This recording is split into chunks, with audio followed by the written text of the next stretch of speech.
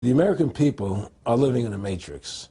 They don't understand the truth of how things are working in this country, you know. And let me give you an example of what I'm talking about. The very fact is that if you ask 100 people on the street, what kind of government is America supposed to be?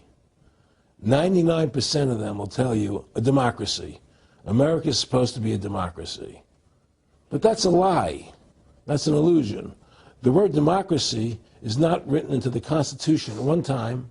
It's not in the Bill of Rights. It's not in the Declaration of Independence. The Founding Fathers hated the idea of a democracy. They thought it was the worst form of government there is. And I agree with them.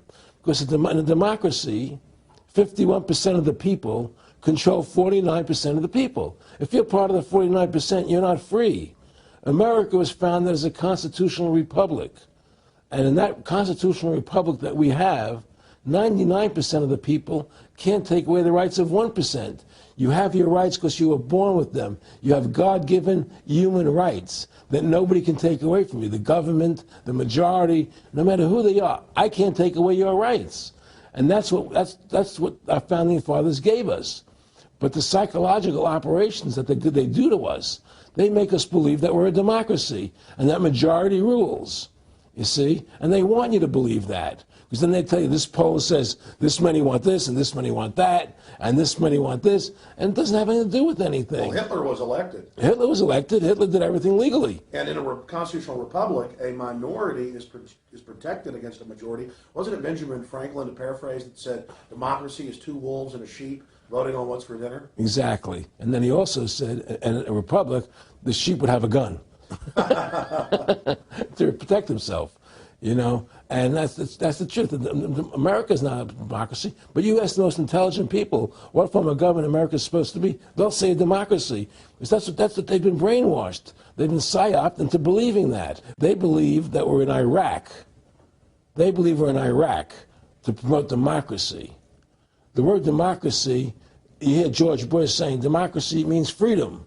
No, democracy equals New World Order. Democracy equals slavery. The word democracy is not synonymous with freedom. It's the opposite of freedom. Democracy is the worst form of government you can have because it's majority rule. And the government can tell you exactly what they want to tell you to do because the majority wants it. I don't care what the majority wants. I live my life as I choose. And if I don't commit violence, theft, or fraud against another human being, I can live my life as I wish. That's my choice.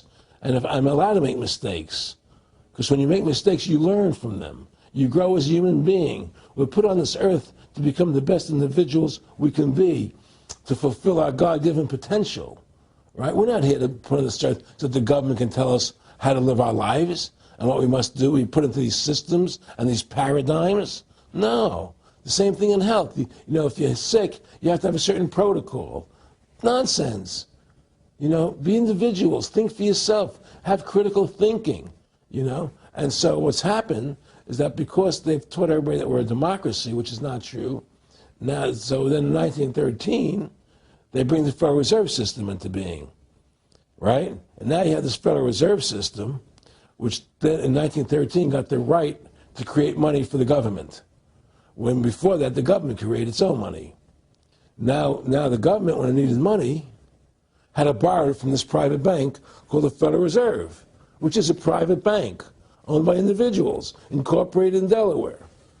And so what happens is now the government borrows money from them to fund the government, and the government says, well, we have to pay these people interest. How are we going to pay them interest? Let's impose a tax on the labor of the American people, which never existed before, to pay the interest to the bankers. In fact, in 1980, Ronald Reagan said not one red cent of your income tax money goes to run the country. It all goes to the Federal Reserve. Well, it was the Grace Commission report that said that not one nickel goes to the infrastructure of the country. You know. I guess Reagan quoted that. Then, right. And so, but the point I'm trying to make is that by creating this Federal Reserve System, the government now became dependent on these private banks for money. And they started taxing us, you see. And so now what happens is that in 1935, I believe it was, Social Security started. And they gave you Social Security cards, said not to be used for identification, the Social Security number right on the card, right? And through Social Security, they started deducting money out of your paycheck. That was the first time they were ever could take money out of your paycheck, because people agreed to it because they thought it was going to their retirement fund. And so then when they instituted the income tax again, they started taking money out of your paycheck because Social Security could do it. And then they could do it again.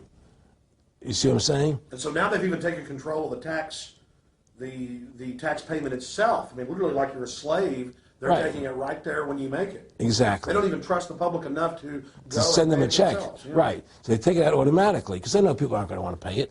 So what's happened is that through the implementation of the Federal Reserve System, the government has become vested in these bankers, and they get their money from the bankers. And so then they impose a tax on us, which makes us more slaves, makes it more difficult for us to survive, right? Giving them more profits. And now what's happened is that through the Federal Reserve System, the bankers have pretty much taken control of our government. It doesn't matter Republican and Democrat anymore, because they're both the same.